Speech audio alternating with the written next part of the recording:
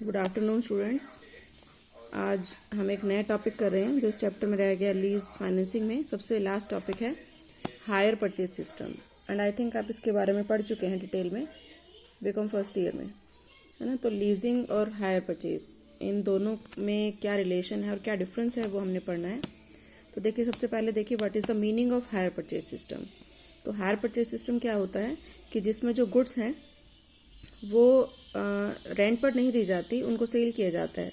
But जो purchaser है उसको ये ऑप्शन दे दी जाती है कि they can pay in instalment, कि अगर वो चाहें तो वो इंस्टॉलमेंट में पे कर सकते हैं, है ना। लेकिन ऑनरशिप उनको तब तक नहीं मिलती जब तक कि वो लास्ट इंस्टॉलमेंट की पेमेंट नहीं कर देते। तो देखिए what is a hire purchase. Hire purchase is the method in which the price of asset is paid in installment में की जाती है इंस्टेड ऑफ कैश पेमेंट। तो ये तभी किया जाता है जब परचेजर के पास कैश अवेलेबल नहीं होता, तो उसको ऑप्शन दे दी जाती है कि he can pay in instalment, है ना। तो number of amount of instalment ये depend upon their mutual agreement कि कितनी इंस्टॉलमेंट में देगा, वो एक इंस्टॉलमेंट में कितना अमाउंट दे सकता है। तो ये कम भी हो सकती है और ज़्यादा भी हो सकती है। And under this system delivery of the goods and right to use the goods are transfer to the purchaser immediately. Position तो साथ के साथ मिल जाता है, लेकिन उसकी जो ऑनरशिप है वो तभी मिलती है जब वो लास्ट इंस्टॉलमेंट की पेमेंट कर देता है। But the ownership of the goods is not transferred till the payment of last installment, कि जब तक लास्ट इंस्टॉलमेंट की पेमेंट नहीं करता तब तक उसको उसकी ऑनरशिप नहीं मिलती, है ना। तो ये हमारा होता है हायर परचेज सिस्टम। अब देखिए इसकी फीचर्स क्या हैं जो इसकी मीनिंग से ही निकलती हैं। फर्स्ट वन इज इंस्टॉलमेंट, कि यहाँ पर जो परचेज़र है उसको पेमेंट किस में करनी होती है, इंस्टॉलमेंट में। और इंस्टॉलमेंट कितनी होंगी ये डिपेंड करता है कि वो एक इंस्टॉलमेंट में कितना अमाउंट दे सकता है, मतलब दोनों में कितना क्या एग्रीमेंट हुआ है उस एग्रीमेंट पे डिपेंड करता है। सेकेंड फीचर इज पोजीशन, कि एसेट का पोजीशन उसको साथ ही मिल जाता है। फर्स्ट जो उन्होंने डाउन पेमेंट की, सबसे पहले डाउन पेमेंट करनी होती है, तो पोजीशन का जो राइट है और उसको यूज़ करने का जो राइट है वो परचेज़र को इमीडिएटली साथ के साथ दे दिया जाता है। नेक्स्ट देखिए ऑनरशिप। ऑनरशिप कब ट्रांसफ़र होगी, after the payment of last installment ownership transfer होती है, उससे पहले ऑनरशिप ट्रांसफ़र नहीं होती। तब तक जो ऑनर है वो कौन रहेगा, हायर सेलर। अब देखिए नेक्स्ट इज डिफ़ॉल्ट, कि अगर जो हायर परचेज़र है वो किसी भी सिचुएशन में इंस्टॉलमेंट की पेमेंट नहीं कर पाता सेलर के बार बार कहने पर भी, तो हायर सेलर को ये ऑप्शन है, वेंडर को ये राइट है कि वो जब चाहे अपनी एसेट को वापस ले सकता है। मतलब अगर उसने पेमेंट नहीं की तो एक दो बार वार्निंग देकर अपनी एसेट को वापस उठा सकता है, और जितना अमाउंट वो दे चुका है उसको वो क्या कर लेगा, फॉरफिट, है ना। उस अमाउंट को वो वापस नहीं करेगा, मतलब परचेजर उसे डिमांड नहीं कर सकता। Next is maintenance and repair of the goods, कि जो गुड्स की रिपेयर और मेंटेनेंस का काम है वो कौन करता है, वेंडर, जब तक कि वो ऑनर है ना। तो सेलर रिस्पॉन्सिबल है फॉर द रिपेयर, लेकिन अगर छोटे मोटे जो खर्चे हैं वो तो परचेजर करेगा।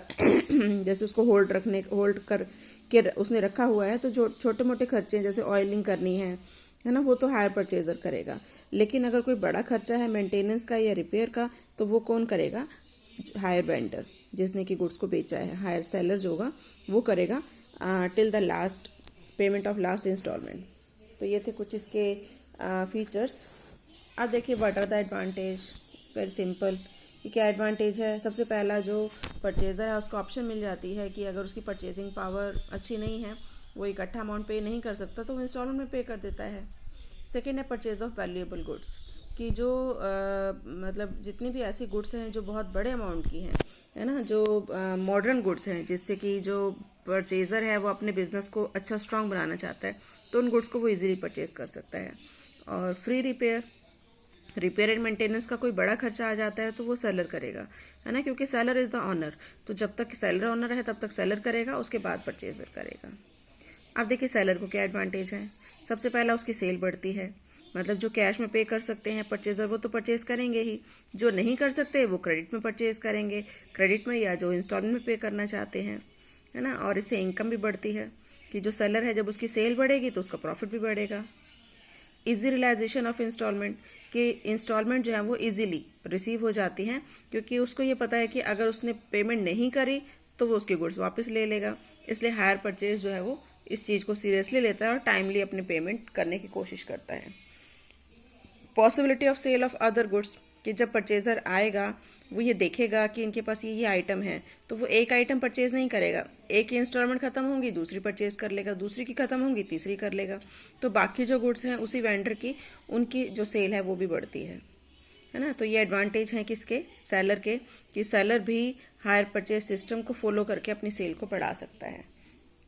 आप देखिए सोसाइटी के लिए क्या एडवांटेज है। सबसे पहला प्रोडक्शन बढ़ता है, कि प्रोडक्ट जो है वो उनकी डिमांड बढ़ने लगती है। अब जब डिमांड बढ़ेगी तो ऑब्वियसली प्रोडक्शन भी करना पड़ेगा, तो इससे जो है वो नेशनल इनकम या नेशनल जो हमारा प्रोडक्शन है वो भी बढ़ता है।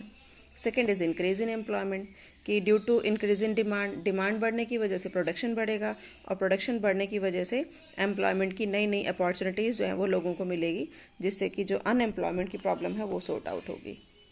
And third is increase in standard of living, कि जो स्टैंडर्ड ऑफ लिविंग है कस्टमर्स का और वी कैन से पब्लिक का, वो बढ़ेगा, क्योंकि वो उस आइटम को भी परचेज कर सकते हैं जिसके लिए उनकी परचेजिंग पावर नहीं है या कम है ना। तो इंस्टॉलमेंट बेसिस पर वो उनको परचेज कर सकते हैं।